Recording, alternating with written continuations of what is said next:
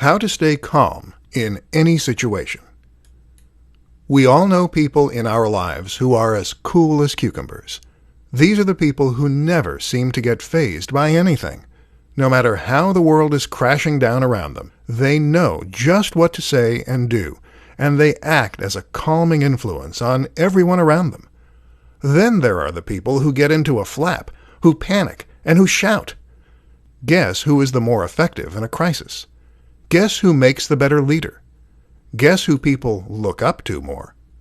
So, staying calm in any situation is an incredibly useful skill to have.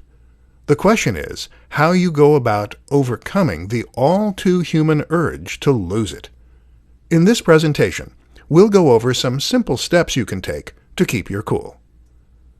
Breathe. The first thing you need to do is to breathe.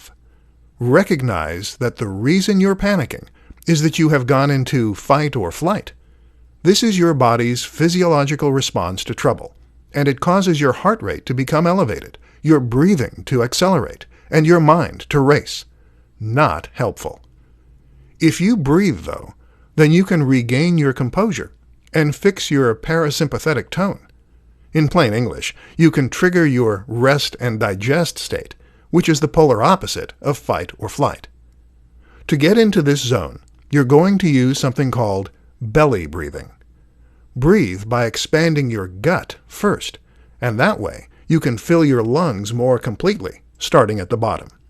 Breathe in and out for a count of 3 on each. Take a step back. The next step is to try and get your head in the game by removing your emotional response.